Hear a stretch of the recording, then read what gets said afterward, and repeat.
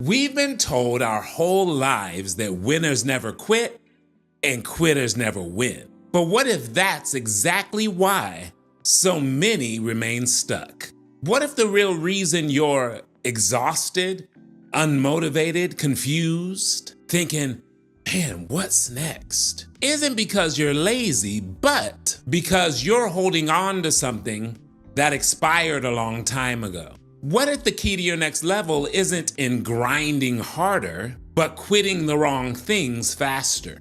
I know, just hearing the word quit stirs something on the inside of us. Guilt, shame, the fear of failure. But I've come to tell you, you should quit.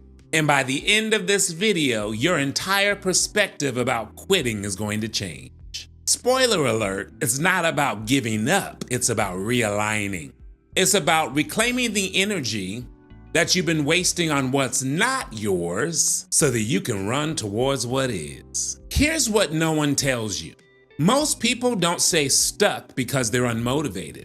They stay stuck because they were conditioned to believe that letting go somehow means they have failed. That leaving the job, the business, that relationship, even a version of themselves, that it's somehow a loss. But sometimes staying is the greater loss. Sometimes staying costs you your peace. Sometimes it costs you your purpose.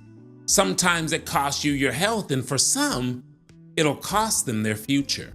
And sometimes the strongest thing you can ever do is to walk away.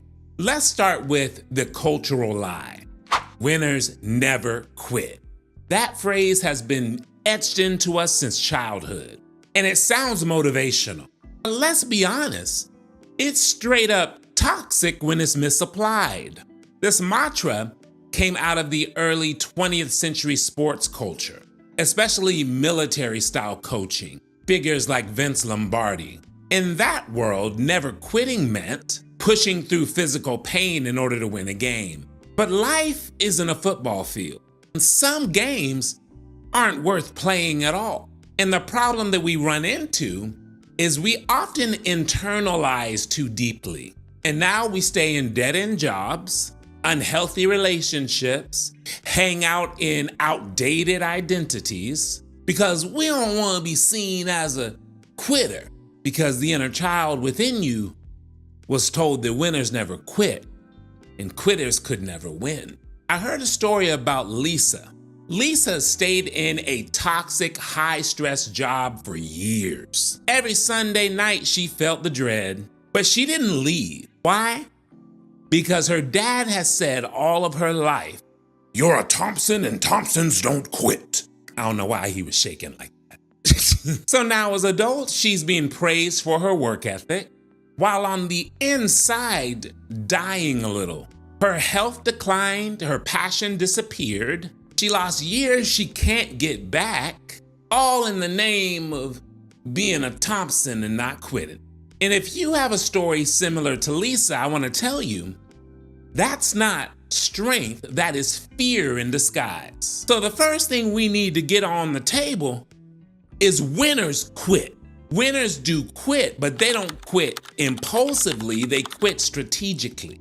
There's a massive difference between quitting out of fear and quitting out of clarity. Fear says you're overwhelmed and you should give up. Clarity says this no longer serves your vision, so you're choosing to release it.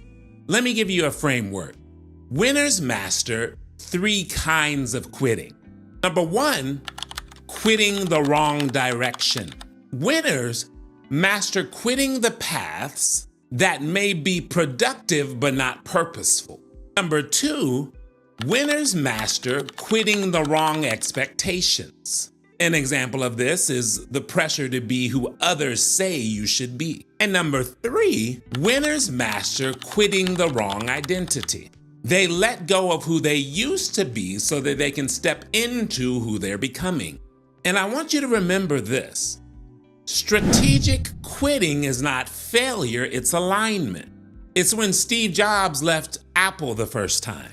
It's when Oprah stopped chasing hard news and let into storytelling. And it's when you Stop people-pleasing, stop overcommitting, stop living on autopilot because you realize you're building a life you no longer recognize and never wanted in the first place. Let me paint a picture. Imagine trying to carry 3 huge bags through a narrow doorway. One bag is filled with fear, one bag is filled with people-pleasing, one bag is filled with the outdated version of you. You're stuck in the doorway because the door is not wide enough to get through. To move forward, you've got to drop something. That's what proper quitting is. Simply put, it's creating capacity. And I want you to remember that you cannot say yes to the right thing while still clinging to the wrong thing. Take a moment and think about one thing you're carrying that's heavy. Doesn't feel like peace. It drains you every time you begin to think about it. Now imagine setting it down. Let it go. And feel that weight lift off your shoulders and walk through the door. And you might be wondering, well, what's waiting on the other side? What is the point of me dropping this just to get through the door? Well, for you, it might be freedom. For somebody watching me, it might be unleashed creativity. Or maybe it's clarity. You don't have to hold on to everything, especially the things that are holding you back. So you might be asking, well, Aaron, how do I know when it's time to quit something? I'm going to give you 3 questions that you might want to ask. The first question to ask yourself is, am I holding on out of habit or out of purpose? The thing about us is we often stay simply because we're used to staying, not necessarily because it's right. Next question to ask yourself, is this draining me or is it developing me? There are some challenges that will build you while others will simply burn you out. And the third question to ask yourself is, if I let this go, whatever this is, what space would open up in my life? Don't just think about what you're losing. Consider what you're possibly making room for.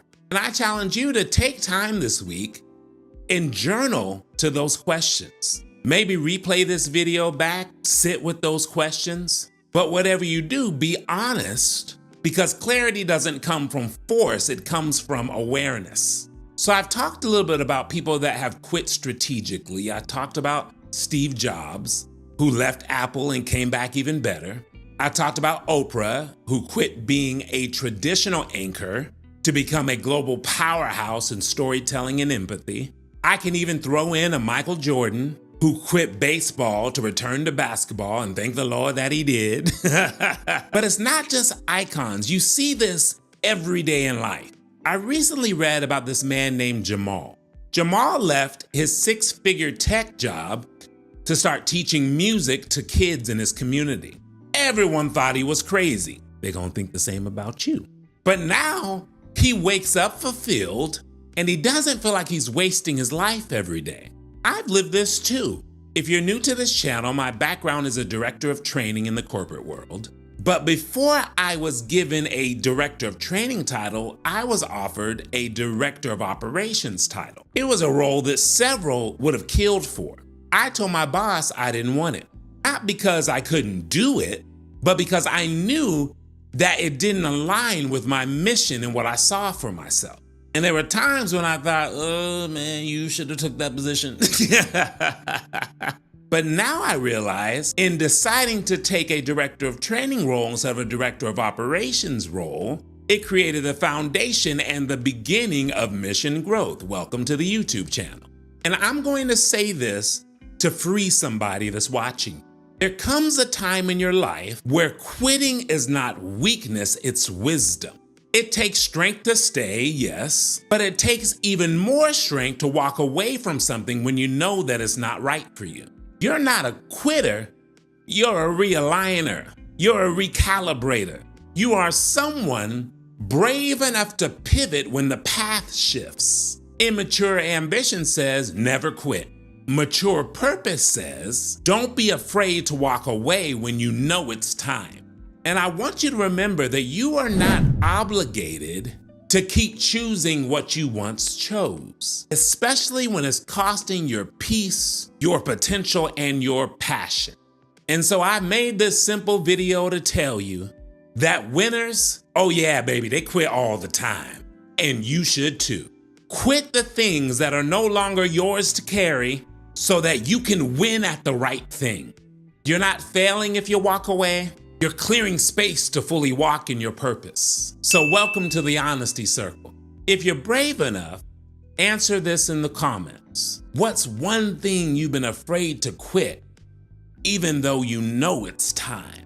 Let this be your release moment. You're not just someone who's quitting something. You are someone who's choosing to align your life with who you are always meant to become. It takes guts to leave the ruts, and it takes grace to enter a new space. But guess what? You've got both. Go get them. If this video spoke to you, share it with someone who needs the courage to quit the wrong thing.